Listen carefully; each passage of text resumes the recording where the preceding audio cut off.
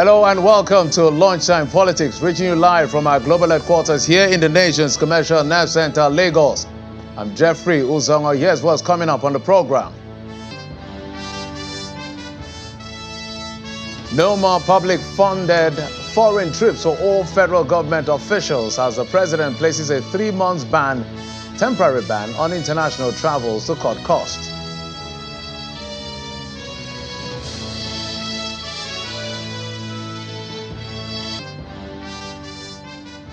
President Bola Tinubu appeals to the National Assembly to taper down on the frequency of summons for heads of ministries, departments and agencies so officials can focus on better service delivery.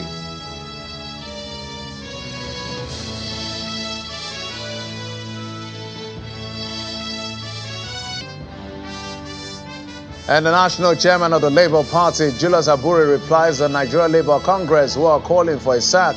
He describes their action as rascality.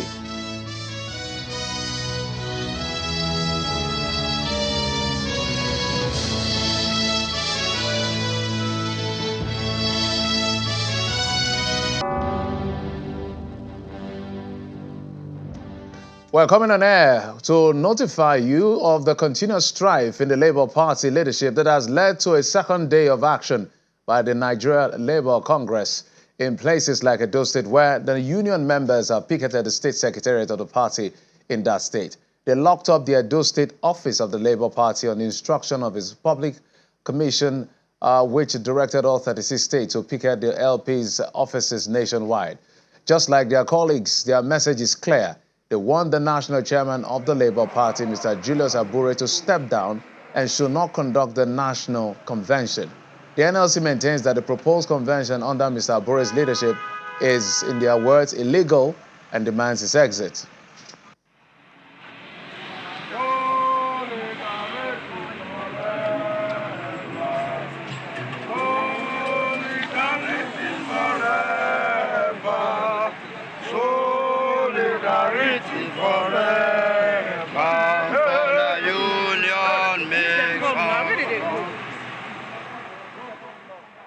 Well, the battle continues. The embattled leader, Julius Abure, has a different perspective to the crisis, where he describes NLC's call for his exit as rascality and undermining of the law.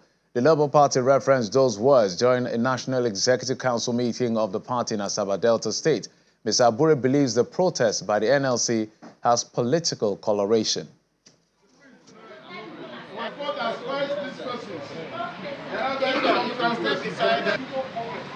It's so parallel.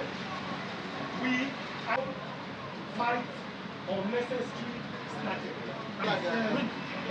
Those guys, bring them here. Bring those guys here. We'll move this one back.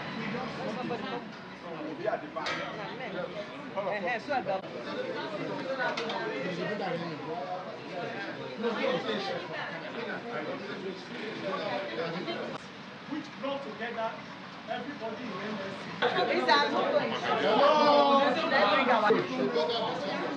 The prince, my father has voiced this person. You can step beside. Well, we can also tell you that the presidency has set in motion some austerity measure to cut costs by issuing a directive to all federal government officials at all levels to perish the idea of public-funded foreign trips for the next 3 months. The temporary ban on international travels takes effect from April the 1st. In a circular from the office of the Chief of Staff to the President, Femi Gbajabiamila, cited by Channels Television dated March the 12th, 2024, it says, I am writing to communicate Mr. President's directive to place a temporary ban on all international trips for all federal government officials at all levels for an initial period of 3 months from April the 1st. According to the circular, trips deemed absolutely necessary must seek and obtain presidential approval at least 2 weeks before such travels.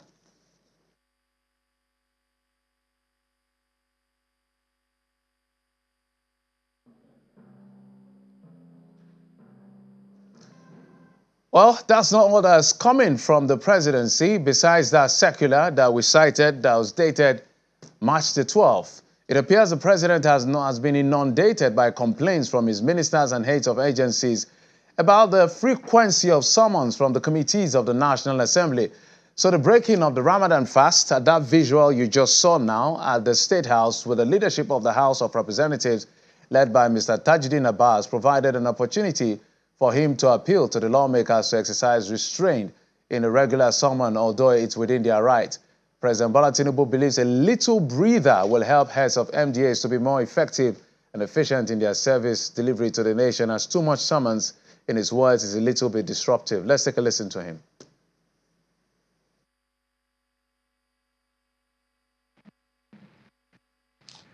I want to take. Well, a lot has been going on with the presidency, and some of this development is what we'll be talking about. There are issues of insecurity, there are issues of the economy, there are potpourri of issues. But today, we want to talk about some of these issues that has to do with the economy as well as the management of the resources, meager resources, if we must say, because we're in search of as much revenue as possible. But our guests will be joining us just in a moment. But let's also tell you that if you've been curious to find out those funding terrorism in the country, the federal government has just named 15 entities, that is BDCs and persons, including popular Kaduna-based publisher Tukumanu as terrorism financier. By the way, Mr. Manu is currently being tried by the government for allegedly aiding the terrorists who attacked the Abuja-Kaduna train a year ago, where many passengers were killed. According to a list by the Nigerian Financial Intelligence Unit, NFIU, the identities of the 15 entities includes 9 individuals and 6 bureau de change operators and firms, according to a report by The Punch. The National Daily, that's The Punch, says the NFIU document shows that Nigeria Sanctions Committee met on March the 18th, 2024, and individuals and firms were recommended for sanction for alleged terrorism.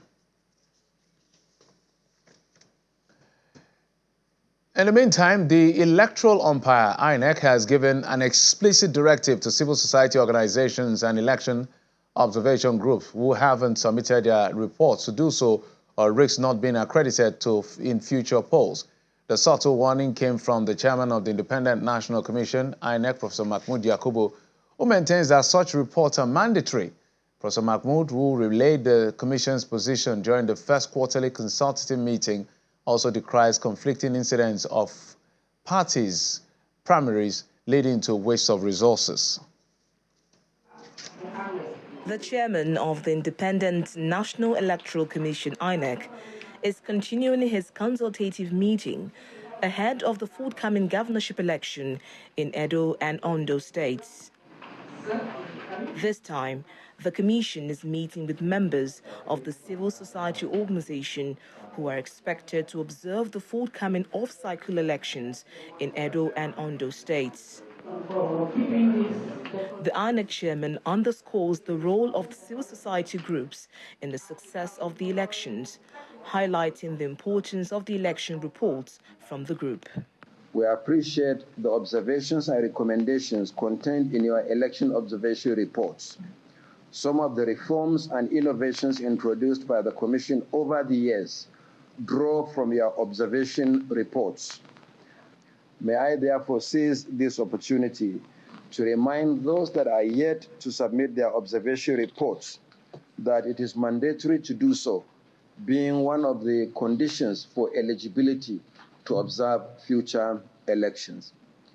Going forward, the Commission will operate strictly on the policy of no observation report, no accreditation.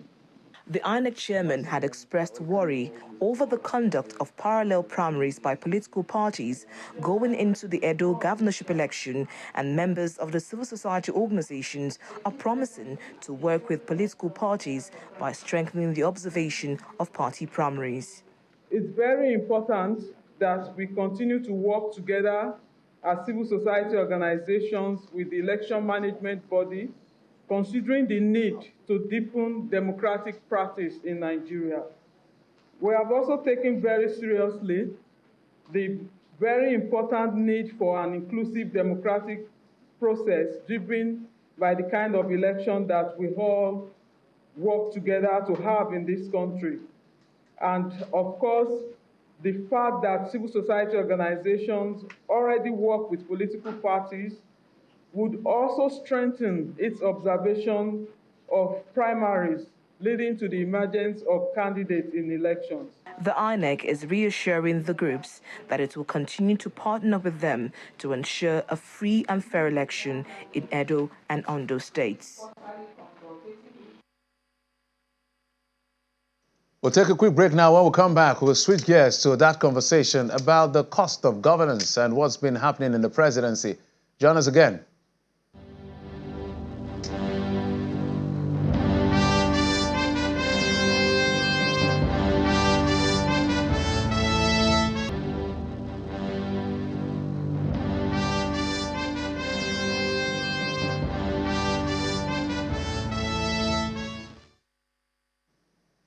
Welcome back. Joining us on the program is the Executive Director of the Electoral College and the Public Affairs Policy Analyst, Mr. Kunle Lawal, who joins us via Zoom. Mr. Lawal, thank you for coming on the program.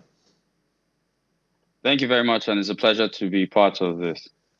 So we've seen two things happen, perhaps in quick succession, which I want your immediate perspective on. First is the fact that the presidency has mentioned that the MDAs should be allowed to have a bit of a breather because of, in their view, a lot of summons by the National Assembly. We're going to come to that. I just need to put that to you, to put that at the back of your mind, because we need your response on that. But first, is this 3 months effective from April the 1st, where no public-funded trips would be allowed by any federal officials, by the government? How does this come to you? What's your first impression in terms of some form of an internal austerity measure by the federal government? Thank you very much. So, of course, it's a welcome development. I would like to say that this same situation in cutting the cost of governance was attempted by the Buhari administration sometime in 2015. The problem with such policies, I think, we're more in an austere situation than we were in 2015 when it was initially taken.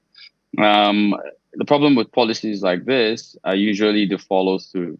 There's a caveat on the present policy, which actually states that when deemed extremely necessary, members and people in MDAs or heads of MDAs will be able to write the president expressly and then express their positions on whether the trips should be public funded or not. But I think that this should actually be a norm, especially with governance in Nigeria. We cannot negate the fact that a lot of foreign trips and a lot of money is being spent moving across different events in Europe, America, and other continents by Nigerian people who had Nigeria's MDAs. Looking at the present situation of the dollar, the currency situation in Nigeria and the dollar rate, I think this is a very welcome development. But here comes the question: will we actually follow through on this? That is where the implementation is where the real issues are. And if the president is going to be granting caveats for people, will the people of Nigeria be allowed to know which caveats were granted and why? I think that will be my position on that for now. The costs we're talking about, I can't put a figure to it and how much this will come to, which is about 3 months of all of these travels. I'm not sure of how much that can move a needle in terms of really cutting costs. So in doing this, do you think that is more of a psychological reference they are trying to make to the people that, look, we are also taking measures to cut costs, or indeed they are trying to save money? I think when you recognize the fact that there are over 1,500 ministries, departments, and agencies in Nigeria, and if you look at that number and you juxtapose that across 3 months, adding a few set of foreign trips, let's just say 500 go on foreign trips, that's 500 people in MDAs go on foreign trips. That will put it about, let's say they spend $1 million per trip. That is $500 million. I'm not saying they spend up to $1 million in some situations, but when you put together DTAs, you put together flight money, number of people in the MDAs that are traveling. You put together all these things, the whole entourage, hotel costs. Nigeria spends quite a lot of money on foreign trips, and I think in 3 months we should be able to cut down nothing less than at least $40 million about. Okay, so let's take it a bit further. That some people are saying this is impressive, that this austerity measure is being introduced by the government effective April the 1st. But there's another leg of the conversation, which is the first mistake. Some people consider it a mistake, and I don't want to use any word to describe it. You can describe it the way you want. This is one of the biggest cabinet the president the president has ever had in this democracy. That in itself was like shooting yourself in the foot already. So do you think that one of the things the president should start considering now that it looks like there are measures in place? They've started with cutting costs of trips or cutting down on trips or foreign trips. Shouldn't the president think of shrinking ministries and reducing the number of ministers? I think that is the prerogative of the president, let's be honest. Once you've voted in a president, it is his prerogative to appoint appoint people to serve under his government. Now, how he does that would also be according to the agenda and policies he has set forward for himself. We must critically understand that he might look at his cabinet and say, okay, these are people I need effectively for what I choose to achieve. And he has put out what he wants to achieve. But this is not to say clearly that if he finds them inefficient, and this is where we will judge the presidency on this. If he finds them inefficient and he moves on taking out people who are not participating as he would like, or who are not delivering the Nigerian job as they would like, or putting forward the policies and doing the necessary work that needs to be done to move Nigeria forward. If he does take them out in action or in effectiveness, especially within the first 1 year, then we will say the president understands what he wants to do with his cabinet. But if he leaves them on and we're having the same massive Instagram pictures that we're seeing from a lot of people serving in office, then I think that he will be carrying a large cabinet, and we can as well just say we are in an animal farm where some legs are not more equal than some legs, or 4 legs. 2 legs is more equal than 4 legs, or 4 legs is more equal than 2 legs, depending as the case may be. From your perspective, so far, it's almost a year since this government came into power, and without necessarily calling out a ministry, in terms of percentage, because in cutting cost of governance, we also need to reduce inefficiency. Some people are saying that some ministries and ministers are not doing well, are not living up to expectation. So if you look at these 48 ministers and all of the ministries around them, in terms of percentage, how many percent do you think are really performing well? If you say out of 100%, that's why I'm careful not to say call any ministry. So if you were to give them an assessment, how many ministries are really, in terms of percentage, are doing well? I'll put performance at approximately, give or take, 35%. And there are people who are in key positions within these MDAs who have performed excellently well. But this is not to say that there are not a lot of people who I would just say are pictures on the wall, or are titles added to a name, and they've been totally ineffective. We've not seen any movement. The needle has not moved in their ministries. We're not seeing an intra-ministry cooperation, which is something I think Nigerians would like to see. Would love to see a lot of inter-department, inter-agency, and inter-ministerial collaborations, especially with things like data. You know, I think there's a new conversation over the improving a new kind of identification for Nigerians.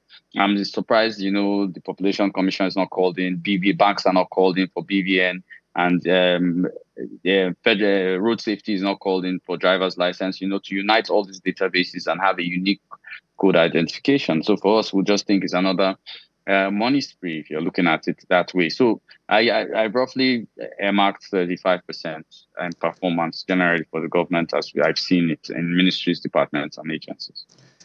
All right, quick one before I let you go, Mr. Lawal. The president appears to have been receiving complaints. That's the way it seems, because he was speaking to the speaker. He was talking to the speaker yesterday, and he spoke to the National Assembly by extension. Said, guys, you need to slow down on how much you invite my ministers and the heads of agencies. Let them focus on their job. In your view, what is going on with the National Assembly and the executive in terms of summons? Is it too much, or that is what is required for the level of urgency to reposition the country? Now this would come into how would I put it? I'm kind of on the fence on this. So yeah, the National Assembly needs to engage. We have quite a lot to go over 1,500 ministries, departments, and agencies. We have quite a lot. So for the National Assembly to interface with them and provide the kind of direction and understand the kind of direction where everybody is going, it's going to be quite an issue. But if it comes to multiple summons and the president is, of course, uneasy with the multiple summons, I think that's just the usual conversation between the executive and the legislative. And it's up to the legislative to choose to listen to the president or not to. They actually have the prerogative not to listen to the president because it's their duty. Oversight is a core function of the legislative, and the president cannot dictate that. He might say maybe they are putting them out of things they want to do because of summons they are providing for them, and you say, I think what the president should have put it clearly would have, if you choose to summon them once and clear everything you want to do with them and then move on. I think that would be a better conversation. So it's a good and it's a bad thing, but would love to see different levels of government functioning properly, and different arms of government, functioning properly. And that's what we're seeing here with the National Assembly summoning DGs, ministers, and executive secretaries, etc. Mr. Kunle Lawal, Executive Director, Electoral College, and a public policy analyst. Thank you so much for your perspective on these issues of governance. Thank you. Thank you very much, and it's been my pleasure.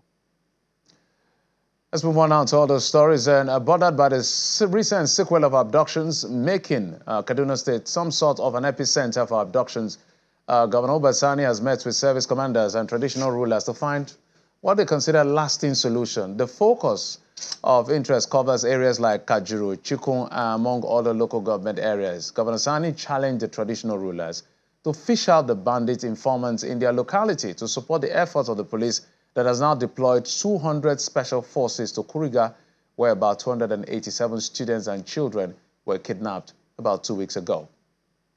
Meeting of critical stakeholders from Kajuru, Chukun, Birnangwari, Igabi, Kachia, Giwa, and Kagarko local government areas of Kaduna State in a bid to put all hands on deck towards addressing the intractable security challenges in Kaduna State. Thank you. The government wants feedback from the stakeholders and security agencies and then review the security arrangements. The essence of this meeting is to look at our efforts towards intelligence sharing and gathering, because we believe security issue is the responsibility of everyone, particularly those at the grassroots level. After that remark, the press was excused and the meeting went into a closed-door session. After the meeting, Governor Sani highlights some of the decisions taken to ensure the return of the abducted students, including intelligence and information sharing to end the menace of banditry. In this meeting, we also realized that there are a lot of complaints of some disgruntled elements that have been penetrating some of the communities. We are suspecting that most of them are informants. And today I've instructed the traditional rulers, the local government chairmen, to fish out most of these strange individuals and report to the security agencies immediately. The Commissioner of Police also sheds light on the steps taken by security agencies to address the intractable security challenges in Kaduna State. Meanwhile, the member representing Kajuru constituency is not happy with the humanitarian crisis in his area. There's an ongoing operation since 2022. And that operation was formed and placed under the military. But all services are operating under that cover. So many lives have been lost. So many villages have been, taken over. And as it is today, there are many villages that you go and there's nobody there. The meeting has ended. However, there's an expectation that security agencies and other stakeholders will collaborate closely and implement all decisions made in private to effectively reduce the activities of bandits and other criminal elements causing terror among the residents of Kaduna State. And that's it on the program. Thank you so much for your time and, of course, your usual company. I'm Jeffrey Uzama. You've been served on Lunchtime.